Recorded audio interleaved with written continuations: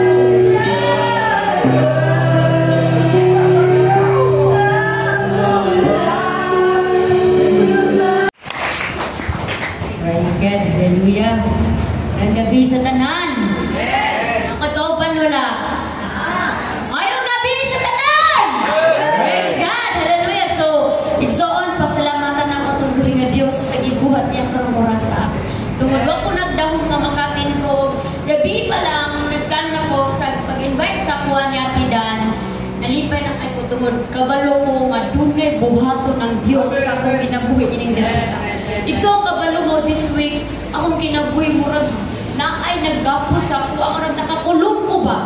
Naay nakagapos akong kinabuhi ug sa diha igsoon nga ninusulod ko ning dapita then nag-challenge si pastor dunay gibuhat ang Dios sa akong kinabuhi. Sa diha mitindog ko dira igsoon wala nako napungdan ang gibuhat sa Ginoo. Wala nako kanang napunggan ang luha nga di kana ang luha nga akong nabati ganiya kanang pag-release God sa Ginoo kanang ang Ginoo namuhat sa akong kinabuhi. Igsoon kabalo mo nga sa dihang nga nagwali si pastor sa iyang mga word na ko kanang nakuha diya ka tayo di ako na kayo sa akong Ginoo nga Lord karong orasa pray ko at ubangan diya kanimo ug sa pangalan nimo igsoon duna kay buhaton sa akong kinabuhi. Sa liyang igsoon nga anak ko sa tumbuhi nga Dios ug gigunita ko sa alagad sa Ginoo. Duna ko'y nabati nga glory nga gikan sa Dios. Kanang sa dihang nga nipilong ko sa akong mga mata, duna ko'y nakita nga light.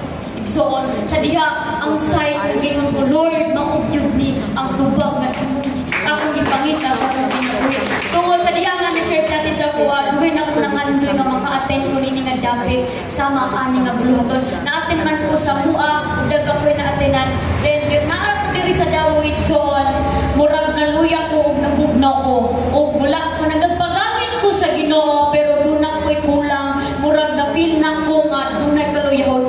To sa diha nga nag-share si ate nga dunay mahitabo nga fellowship nang nag-desire ko na mo-attend ko tungod gusto na ko nga mahumol ko sa gahom sa Ginoo.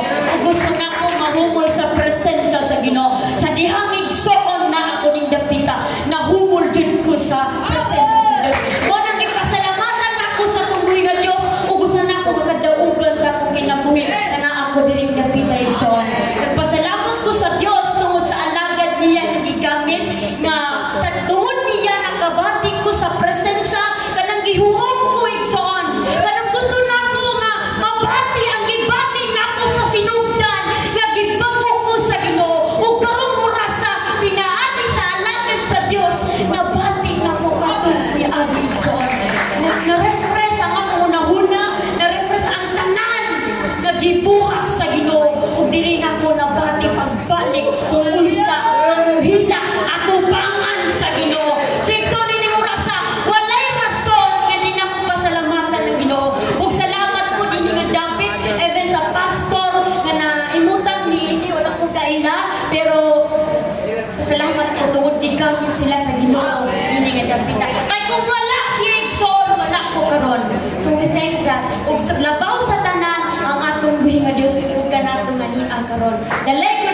mabuhi nga Diyos.